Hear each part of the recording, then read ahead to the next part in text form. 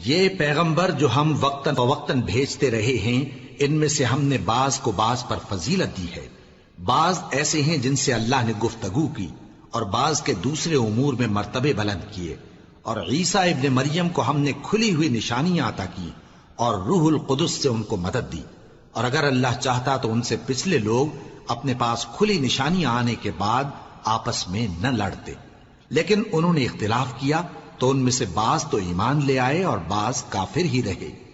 اور اگر اللہ چاہتا تو یہ لوگ باہم جنگ و قتال نہ کرتے، لیکن اللہ جو چاہتا ہے کرتا ہے۔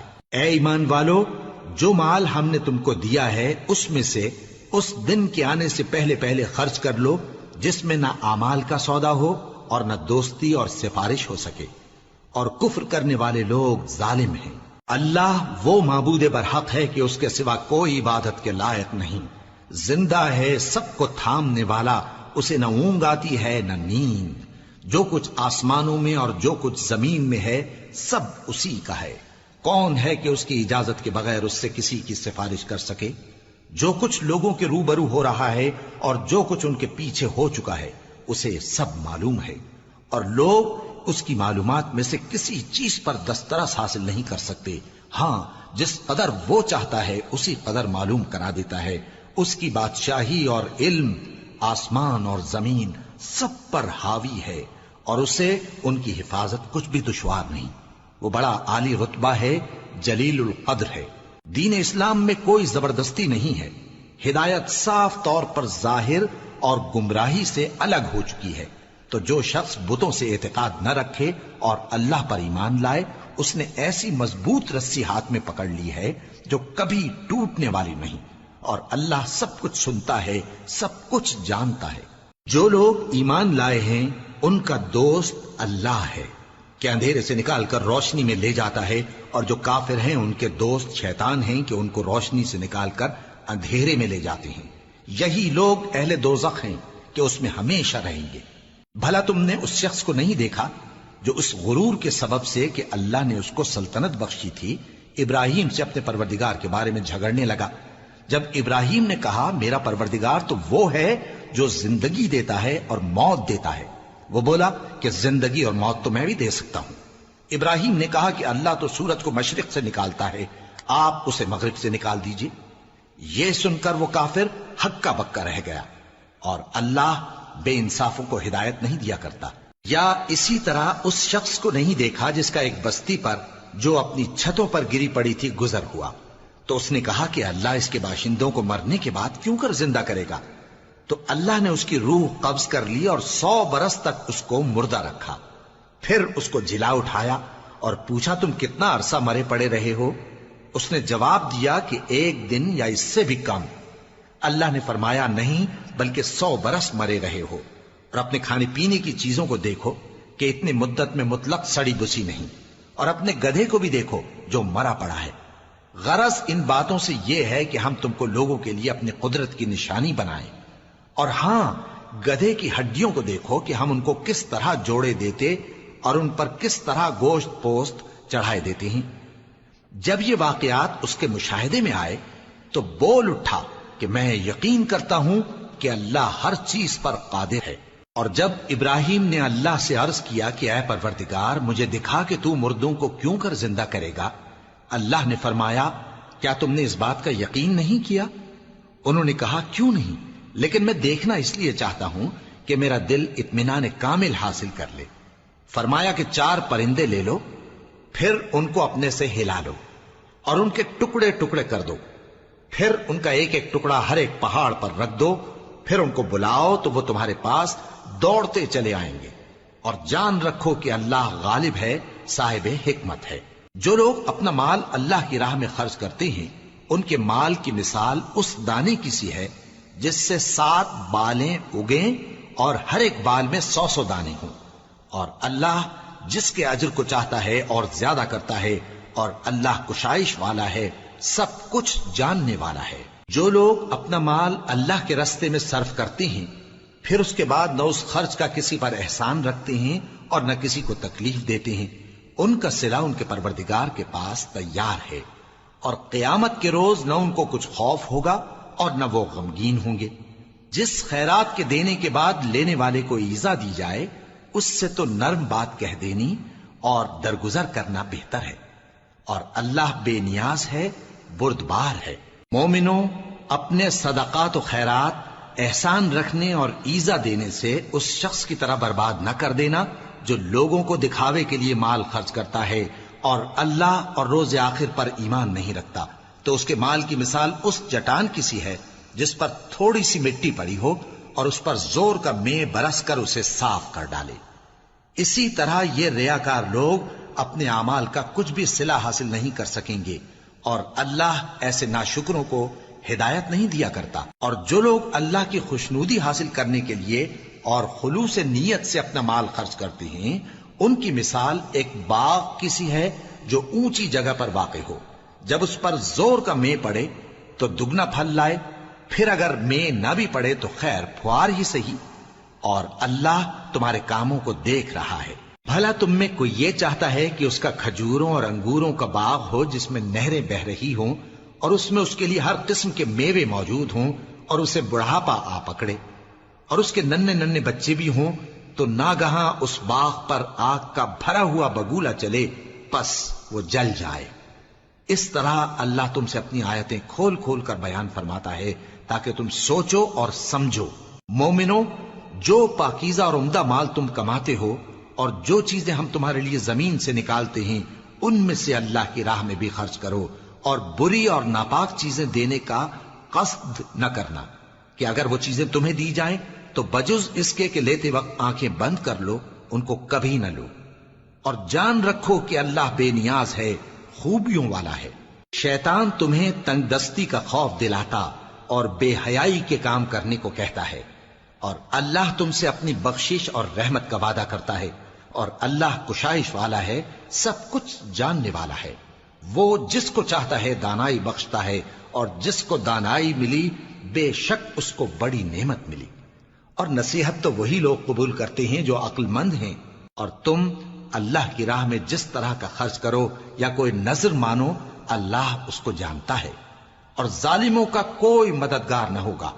اگر تم خیرات ظاہر کر کے دو تو وہ بھی خوب ہے، اور اگر پوشیدہ دو اور دو بھی ضرورت مندوں کو تو یہ تمہارے لیے بہتر ہے، اور اس طرح کا دینا تمہارے گناہوں کو بھی دور کرے گا، اور اللہ کو تمہارے سب کاموں کی خبر ہے۔ اے نبی صلی اللہ علیہ وآلہ وسلم، تم ان لوگوں کی ہدایت کے ذمہ دار نہیں ہو، بلکہ اللہ ہی جس کو چاہتا ہے ہدایت بخشتا ہے۔ اور مومنوں، تم جو مال خرچ کرو گے تو اس کا فائدہ تمہیں کو ہے، اور تم تو جو خرچ کرو گے اللہ کی خوشنودی کے لیے کرو گے، اور جو مال تم خرچ کرو گے وہ تمہیں پورا پورا دے دیا جائے گا اور تمہارا کچھ نقصان نہیں کیا جائے گا۔ اور ہاں، تم جو خرچ کرو گے تو ان حاجت مندوں کے لیے جو اللہ کی راہ میں رکے بیٹھے ہیں اور ملک میں کسی طرف جانے کی طاقت نہیں رکھتے اور مانگنے سے آر رکھتے ہیں، یہاں تک کہ نہ مانگنے کی وجہ سے ناواقف شخص ان کو تونگر خیال کرتا ہے، اور تم قیافے سے ان کو صاف پہچان لو کہ حاجت مند ہیں، اور شرم کے سبب لوگوں سے منہ پھوڑ کر اور لپٹ کر نہیں مانگ سکتے۔ اور تم جو مال خرچ کرو گے کچھ شک نہیں کہ اللہ اس کو جانتا ہے۔ جو لوگ اپنا مال رات اور دن اور پوشیدہ اور ظاہر اللہ کی راہ میں خرچ کرتے رہتے ہیں، ان کا صلہ ان کے پروردگار کے پاس ہے، اور ان کو قیامت کے دن نہ کسی طرح کا خوف ہوگا اور نہ غم۔ جو لوگ سود کھاتے ہیں وہ قبروں سے اس طرح حواس باختہ اٹھیں گے جیسے کسی کو جن نے لپٹ کر دیوانہ بنا دیا ہو، یہ اس لیے کہ وہ کہتے ہیں کہ سودا بیچنا بھی تو نفع کے لحاظ سے ویسا ہی ہے جیسے سود لینا، حالانکہ سودے کو اللہ نے حلال کیا ہے اور سود کو حرام۔ تو جس شخص کے پاس اللہ کی نصیحت پہنچی اور وہ سود لینے سے باز آ گیا تو جو پہلے ہو چکا وہ اس کا، اور قیامت میں اس کا معاملہ اللہ کے سپرد۔ اور جو پھر لینے لگا تو ایسے لوگ دوزخی ہیں کہ ہمیشہ دوزخ میں جلتے رہیں گے۔ اللہ سود کو نابود یعنی بے برکت کرتا اور خیرات کی برکت کو بڑھاتا ہے، اور اللہ کسی ناشکر گناہگار کو دوست نہیں رکھتا۔ جو لوگ ایمان لائے اور نیک عمل کرتے اور نماز پڑھتے اور زکوٰۃ دیتے رہے، ان کو ان کے کاموں کا صلہ اللہ کے ہاں ملے گا، اور قیامت کے دن ان کو نہ کچھ خوف ہوگا اور نہ وہ غمناک ہوں گے۔ مومنو، اللہ سے ڈرو، اور اگر ایمان رکھتے ہو تو جتنا سود باقی رہ گیا ہے اس کو چھوڑ دو، پھر اگر ایسا نہ کرو گے تو تم اللہ اور اس کے رسول کی طرف سے اعلان جنگ سن لو، اور اگر توبہ کر لو گے اور سود چھوڑ دو گے تو تم کو اپنی اصل رقم لینے کا حق ہے، جس میں نہ اوروں کا نقصان اور نہ تمہارا نقصان۔ اور اگر قرض لینے والا تنگ دست ہو تو اسے کشائش کے حاصل ہونے تک مہلت دو، اور اگر زر قرض بخش دو تو وہ تمہارے لیے زیادہ اچھا ہے، بشرطے کہ سمجھو۔ اور اس دن سے ڈرو جبکہ تم اللہ کے حضور میں لوٹ کر جاؤ گے، اور ہر شخص اپنے اعمال کا پورا پورا بدلہ پائے گا اور کسی کو کچھ نقصان نہ ہوگا۔ مومنو، جب تم آپس میں کسی میعاد معین کے لیے قرض کا معاملہ کرنے لگو تو اس کو لکھ لیا کرو، اور لکھنے والا تم میں کسی کا نقصان نہ کرے بلکہ انصاف سے لکھے۔ نیز لکھنے والا جیسا اللہ نے اسے سکھایا ہے لکھنے سے انکار بھی نہ کرے اور دستاویز لکھ دے، اور جو شخص قرض لے وہی دستاویز کا مضمون بول کر لکھوائے، اور اللہ سے کہ اس کا مالک ہے خوف کرے، اور زر قرض میں سے کچھ کم نہ لکھوائے۔ اور اگر قرض لینے والا کم عقل یا ضعیف ہو یا مضمون لکھوانے کی قابلیت نہ رکھتا ہو تو جو اس کا ولی ہو وہ انصاف کے ساتھ مضمون لکھوائے، اور اپنے میں سے 2 مردوں کو ایسے معاملے کے گواہ کر لیا کرو، اور اگر 2 مرد نہ ہوں تو 1 مرد اور 2 عورتیں جن کو تم گواہ پسند کرو کافی ہیں، کہ اگر ان میں سے ایک بھول جائے گی تو دوسری اسے یاد دلا دے گی، اور جب گواہ گواہی کے لیے طلب کیے جائیں تو انکار نہ کریں۔ اور قرض تھوڑا ہو یا بہت اس کی دستاویز کے لکھنے لکھانے میں سستی نہ کرنا، یہ بات اللہ کے نزدیک نہایت قرین انصاف ہے، اور شہادت کے لیے بھی یہ بہت درست طریقہ ہے۔ اس سے تم کو کسی طرح کا شک و شبہ بھی نہیں پڑے گا۔ ہاں، اگر سودا دست بدست ہو جو تم آپس میں لیتے دیتے ہو تو اگر ایسے معاملے کے دستاویز نہ لکھو تو تم پر کچھ گناہ نہیں۔ اور جب خرید و فروخت کیا کرو، مثلا زمین جائیداد کی، تو بھی گواہ کر لیا کرو، اور کاتب دستاویز اور گواہ معاملہ کرنے والوں کا کسی طرح کا نقصان نہ کریں۔ اگر تم لوگ ایسا کرو تو یہ تمہارے لیے گناہ کی بات ہے، اور اللہ سے ڈرو اور دیکھو کہ وہ تم کو کیسی مفید باتیں سکھاتا ہے، اور اللہ ہر چیز سے واقف ہے۔ اور اگر تم سفر پر ہو اور دستاویز لکھنے والا نہ مل سکے تو کوئی چیز رہن با قبضہ رکھ کر قرض لے لو، اور اگر تم میں سے کوئی دوسرے کو امین سمجھے یعنی رہن کے بغیر قرض دے دے تو امانت دار کو چاہیے کہ صاحب امانت کی امانت ادا کر دے، اور اللہ سے جو اس کا پروردگار ہے ڈرے، اور دیکھنا شہادت کو مت چھپانا، جو اس کو چھپائے گا وہ دل کا گناہگار ہوگا۔ اور اللہ تمہارے سب کاموں سے واقف ہے، جو کچھ آسمانوں میں اور جو کچھ زمین میں ہے سب اللہ ہی کا ہے۔ تم اپنے دلوں کی بات کو ظاہر کرو گے تو اور چھپاؤ گے تو اللہ تم سے اس کا حساب لے گا، پھر وہ جسے چاہے مغفرت کرے اور جسے چاہے عذاب دے، اور اللہ ہر چیز پر قادر ہے۔ رسول اللہ صلی اللہ علیہ وآلہ وسلم اس کتاب پر جو ان کے پروردگار کی طرف سے ان پر نازل ہوئی ایمان رکھتے ہیں، اور مومن بھی سب اللہ پر اور اس کے فرشتوں پر اور اس کی کتابوں پر اور اس کے پیغمبروں پر ایمان رکھتے ہیں، اور کہتے ہیں کہ ہم اس کے پیغمبروں سے کسی میں کچھ فرق نہیں کرتے، اور وہ اللہ سے عرض کرتے ہیں کہ ہم نے تیرا حکم سنا اور قبول کیا۔ اے پروردگار، ہم تیری بخشش مانگتے ہیں اور تیری ہی طرف لوٹ کر جانا ہے۔ اللہ کسی شخص کو اس کی طاقت سے زیادہ کا ذمہ دار نہیں بناتا۔ اچھے کام کرے گا تو اس کو ان کا فائدہ ملے گا، برے کرے گا تو اسے ان کا نقصان پہنچے گا۔ اے پروردگار، اگر ہم سے بھول یا چوک ہو گئی ہو تو ہم سے مواخذہ نہ کیجو۔ اے پروردگار، ہم پر ایسا بوجھ نہ ڈالیو جیسا تو نے ہم سے پہلے لوگوں پر ڈالا تھا۔ اے پروردگار، جتنا بوجھ اٹھانے کی ہم میں طاقت نہیں اتنا بوجھ ہم پر نہ رکھیو، اور اے پروردگار ہمارے گناہوں سے درگزر کر اور ہمیں بخش دے اور ہم پر رحم فرما، تو ہی ہمارا مددگار ہے، سو ہم کو کافروں پر غالب کر۔ شروع اللہ کا نام لے کر جو بڑا مہربان نہایت رحم والا ہے۔ الف لام میم۔ اللہ جو معبود برحق ہے، اس کے سوا کوئی عبادت کے لائق نہیں، زندہ ہے سب کو تھامنے والا۔ اس نے اے نبی تم پر سچی کتاب نازل کی جو پہلی آسمانی کتابوں کی تصدیق کرتی ہے، اور اسی نے تورات اور انجیل نازل کی تھی۔ یہ 2 کتابیں اس نے پہلے نازل کی تھیں لوگوں کی ہدایت کے لیے، اور پھر قرآن جو حق اور باطل کو الگ الگ کر دینے والا ہے نازل کیا۔ جو لوگ اللہ کی آیتوں کا انکار کرتے ہیں ان کو سخت عذاب ہوگا، اور اللہ زبردست ہے، بدلہ لینے والا ہے۔ اللہ ایسا خبیر و بصیر ہے کہ کوئی چیز اس سے پوشیدہ نہیں، نہ زمین میں اور نہ آسمان میں۔ وہی تو ہے جو ماں کے پیٹ میں جیسی چاہتا ہے تمہاری صورتیں بناتا ہے، اس غالب حکمت والے کے سوا کوئی عبادت کے لائق نہیں۔ اے پیغمبر، وہی تو ہے جس نے تم پر یہ کتاب نازل کی جس کی بعض آیتیں محکم ہیں اور وہی اصل کتاب ہیں، اور بعض دوسری متشابہ ہیں۔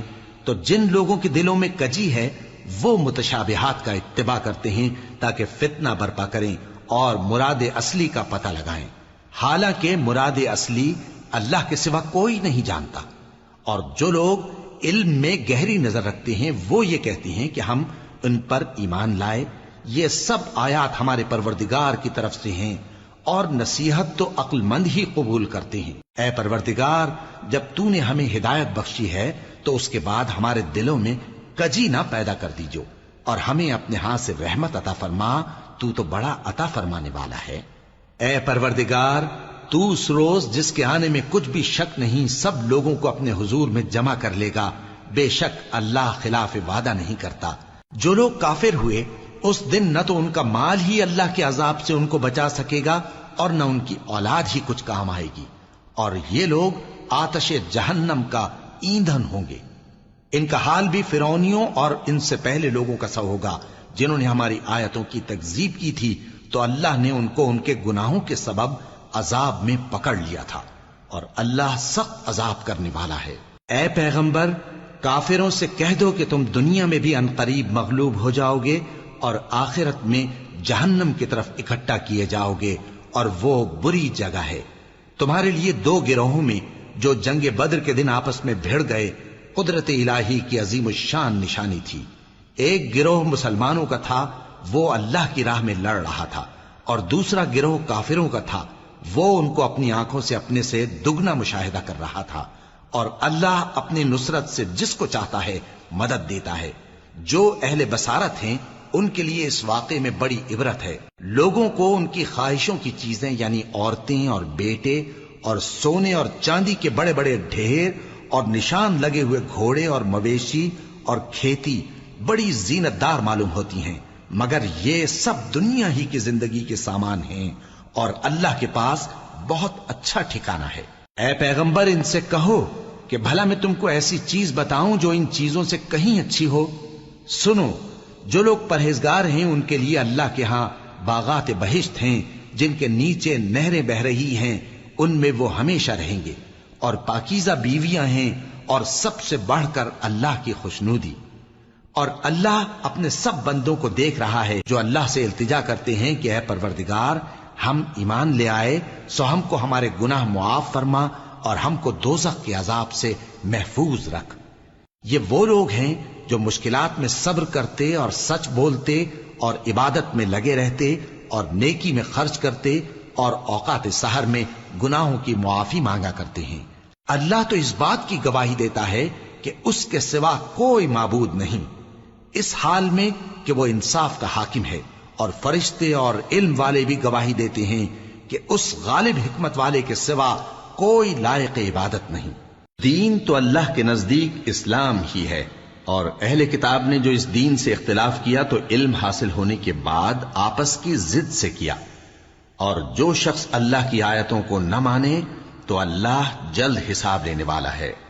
اے پیغمبر، پس اگر یہ لوگ تم سے جھگڑنے لگیں تو کہنا کہ میں اور میرے پیرو تو اللہ کے فرمانبردار ہو چکے، اور اہل کتاب اور ان پڑھ لوگوں سے کہو کہ کیا تم بھی اللہ کے فرمانبردار بنتے اور اسلام لاتے ہو؟ پس اگر یہ لوگ اسلام لے آئیں تو بے شک ہدایت پالیں، اور اگر تمہارا کہا نہ مانے تو تمہارا کام صرف اللہ کا پیغام پہنچا دینا ہے، اور اللہ اپنے بندوں کو دیکھ رہا ہے۔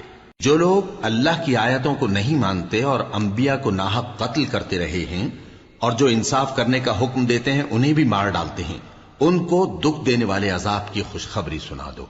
یہ ایسے لوگ ہیں جن کے اعمال دنیا اور آخرت دونوں میں برباد ہیں، اور ان کا کوئی مددگار نہیں ہوگا۔ بھلا تم نے ان لوگوں کو نہیں دیکھا جن کو کتاب یعنی تورات سے حصہ دیا گیا اور وہ اس کتاب اللہ یعنی قرآن کی طرف بلائے جاتے ہیں تاکہ یہ ان کے تنازعات کا ان میں فیصلہ کر دے، تو ایک فریق ان میں سے پھر جاتا ہے اور منہ پھیر لیتا ہے، یہ اس لیے کہ یہ اس بات کے قائل ہیں کہ دوزخ کی آگ ہمیں چند روز کے سوا چھو ہی نہیں سکے گی، اور جو کچھ یہ دین کے بارے میں بہتان باندھتے رہے ہیں اس نے ان کو دھوکے میں ڈال رکھا ہے۔ تو اس وقت کیا حال ہوگا جب ہم ان کو جمع کریں گے، یعنی اس روز جس کے آنے میں کچھ بھی شک نہیں، اور ہر نفس اپنے اعمال کا پورا پورا بدلہ پائے گا اور ان پر ظلم نہیں کیا جائے گا۔ کہو کہ اے اللہ، اے بادشاہی کے مالک، تو جس کو چاہے بادشاہی بخشے اور جس سے چاہے بادشاہی چھین لے، اور جس کو چاہے عزت دے اور جسے چاہے ذلیل کرے۔ ہر طرح کی بھلائی تیرے ہی ہاتھ ہے اور بے شک تو ہر چیز پر قادر ہے۔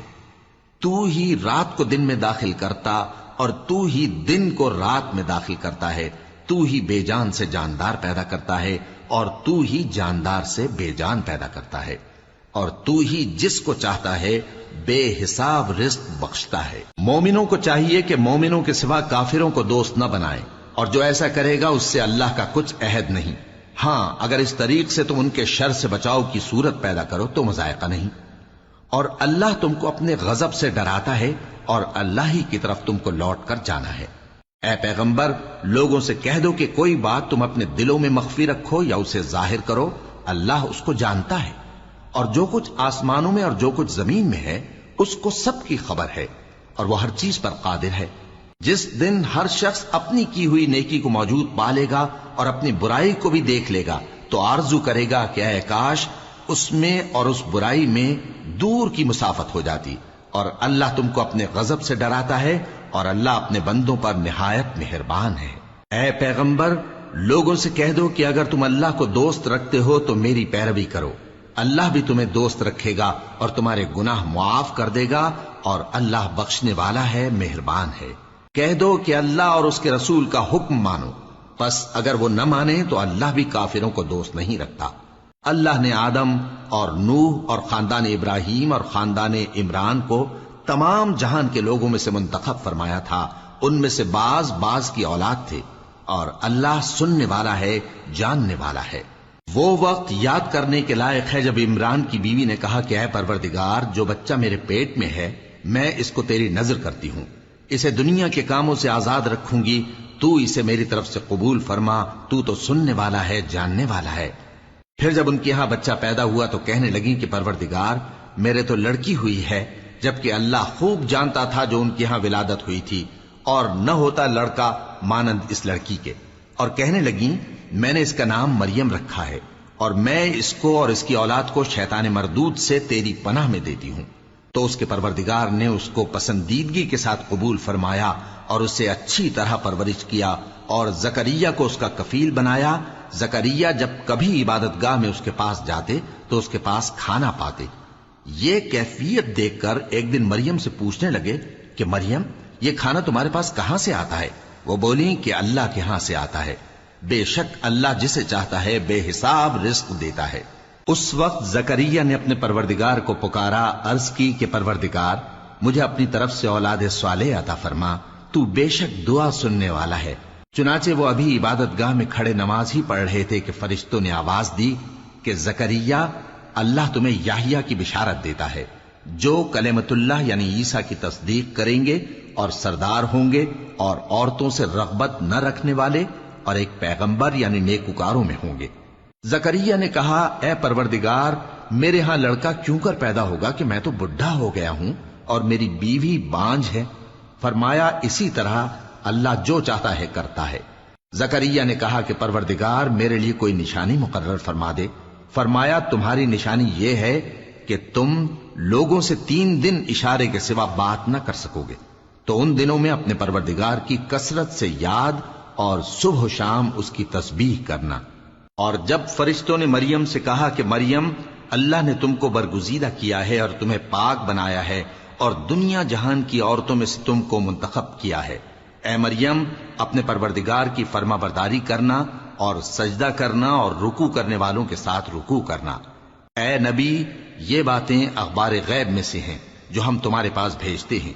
اور جب وہ لوگ اپنے قلم بطور قرعہ ڈال رہے تھے کہ مریم کا کفیل کون بنے تو تم ان کے پاس نہیں تھے، اور نہ اس وقت ہی ان کے پاس تھے جب وہ آپس میں جھگڑ رہے تھے۔ وہ وقت بھی یاد کرنے کے لائق ہے جب فرشتوں نے مریم سے کہا کہ مریم، اللہ تم کو اپنی طرف سے ایک کلمے کی بشارت دیتا ہے جس کا نام مسیح اور مشہور عیسیٰ ابن مریم ہوگا، اور جو دنیا اور آخرت میں آبرو مند اور مقربین میں سے ہوگا، اور ماں کی گود میں اور بڑی عمر کا ہو کر دونوں حالتوں میں لوگوں سے یکساں گفتگو کرے گا اور نیکوکاروں میں ہوگا۔ مریم نے کہا کہ پروردگار، میرے ہاں بچہ کیوں کر ہوگا کہ کسی انسان نے مجھے ہاتھ تک تو لگایا نہیں۔ فرمایا کہ اللہ اسی طرح جو چاہتا ہے پیدا کرتا ہے، جب وہ کوئی کام کرنا چاہتا ہے تو ارشاد فرما دیتا ہے کہ ہو جا تو وہ ہو جاتا ہے۔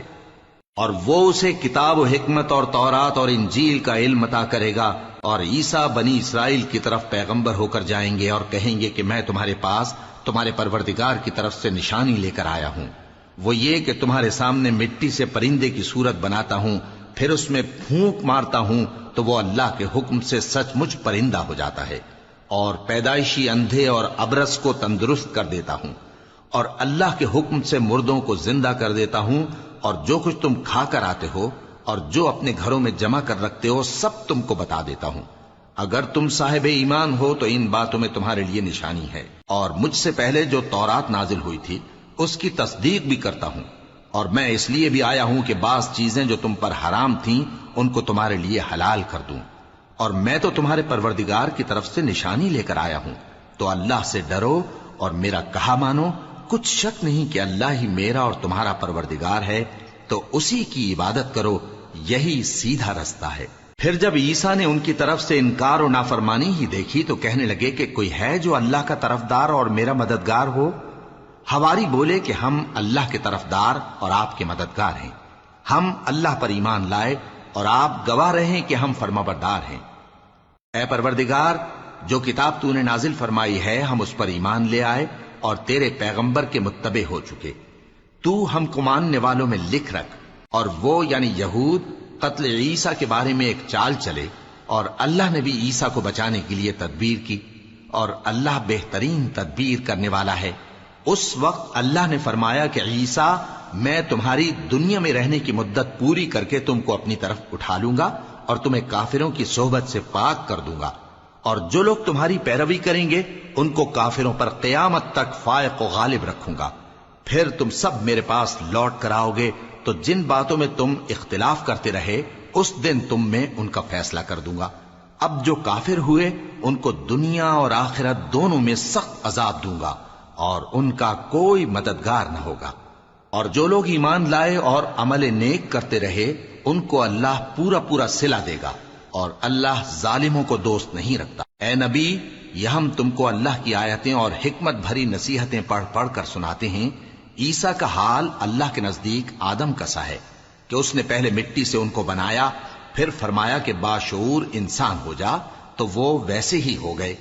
یہ بات تمہارے پروردگار کی طرف سے حق ہے، تو تم ہرگز شک کرنے والوں میں نہ ہونا۔ پھر اگر یہ لوگ عیسیٰ کے بارے میں تم سے جھگڑا کریں اس کے بعد کہ تم کو حقیقت معلوم ہو ہی چکی ہے، تو ان سے کہنا کہ آؤ ہم اپنے بیٹوں اور بیٹیوں کو بلائیں، تم اپنے بیٹوں اور بیٹیوں کو بلاؤ، اور ہم خود بھی آئیں اور تم خود بھی آؤ، پھر دونوں فریق اللہ سے دعا و التجا کریں، اس طرح جھوٹوں پر اللہ کی لعنت بھیجیں۔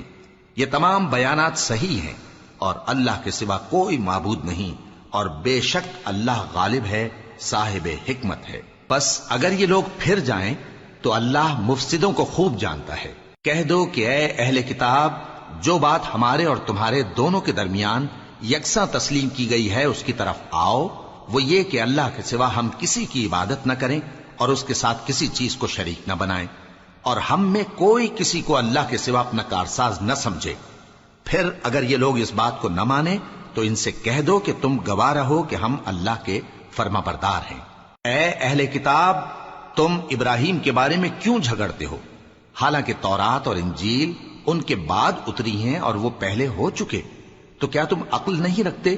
دیکھو، ایسی بات میں تو تم نے جھگڑا کیا ہی تھا جس کا تمہیں کچھ علم تھا بھی، مگر ایسی بات میں کیوں جھگڑتے ہو جس کا تم کو کچھ بھی علم نہیں؟ اور اللہ جانتا ہے اور تم نہیں جانتے۔ ابراہیم نہ تو یہودی تھے اور نہ عیسائی، بلکہ سب سے بے تعلق ہو کر ایک اللہ کے ہو رہے تھے اور اسی کے فرمانبردار تھے اور مشرکوں میں نہ تھے۔ ابراہیم سے زیادہ قرب رکھنے والے تو وہ لوگ ہیں جو ان کی پیروی کرتے رہے، اور یہ پیغمبر آخر الزماں صلی اللہ علیہ وآلہ وسلم اور وہ لوگ جو ایمان لائے ہیں، اور اللہ مومنوں کا کارساز ہے۔ اے اہل اسلام، بعض اہل کتاب اس بات کی خواہش رکھتے ہیں کہ کسی طرح تم کو گمراہ کر دیں، حالانکہ یہ تم کو کیا گمراہ کریں گے، اپنے آپ کو ہی گمراہ کر رہے ہیں اور نہیں جانتے۔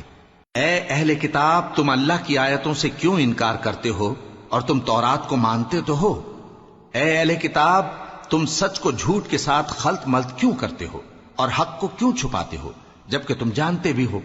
اور اہل کتاب کا ایک گروہ اپنے آدمیوں سے کہتا ہے کہ جو کتاب مومنوں پر نازل ہوئی ہے اس پر دن کے شروع میں تو ایمان لے آیا کرو اور اس کے آخر میں انکار کر دیا کرو، تاکہ وہ اسلام سے برگشتہ ہو جائیں، اور اپنے دین کے پیروں کے سوا کسی اور کی بات کا یقین نہ کر لینا۔ اے پیغمبر، کہہ دو کہ ہدایت تو اللہ ہی کی ہدایت ہے۔ وہ یہ بھی کہتے ہیں، یہ بھی نہ ماننا کہ جو چیز تم کو ملی ہے ویسی کسی اور کو بھی مل سکتی ہے، ورنہ وہ تم پر تمہارے رب کے روبرو حجت قائم کر دیں گے۔ اے پیغمبر، کہہ دو کہ بزرگی اللہ ہی کے ہاتھ میں ہے، وہ جسے چاہتا ہے دیتا ہے، اور اللہ کشائش والا ہے، علم والا ہے۔ وہ اپنی رحمت سے جس کو چاہتا ہے خاص کر لیتا ہے، اور اللہ بڑے فضل کا مالک ہے۔ اور اہل کتاب میں سے کوئی تو ایسا ہے کہ اگر تم اس کے پاس دیناروں کا ڈھیر امانت رکھ دو تو تم کو فوراً واپس دے دے، اور کوئی اس طرح کا ہے کہ اگر اس کے پاس 1 دینار بھی امانت رکھو تو جب تک اس کے سر پر ہر وقت کھڑے نہ رہو تمہیں دے ہی نہیں۔ یہ اس لیے کہ وہ کہتے ہیں کہ امیوں کے بارے میں ہم سے مواخذہ نہیں ہوگا۔ یہ اللہ پر محض جھوٹ بولتے ہیں اور اس بات کو جانتے بھی ہیں۔ ہاں، کیوں نہیں، جو شخص اپنے اقرار کو پورا کرے اور پرہیزگار بنا رہے تو اللہ بھی پرہیزگاروں کو دوست رکھتا ہے۔ جو لوگ اللہ کے اقراروں اور اپنی قسموں کو بیچ ڈالتے ہیں اور ان کے عوض تھوڑی سی قیمت حاصل کرتے ہیں، ان کا آخرت میں کچھ حصہ نہیں۔ ان سے اللہ نہ تو کلام کرے گا اور نہ قیامت کے روز ان کی طرف دیکھے گا، اور نہ ان کو پاک کرے گا، اور ان کو دکھ دینے والا عذاب ہوگا۔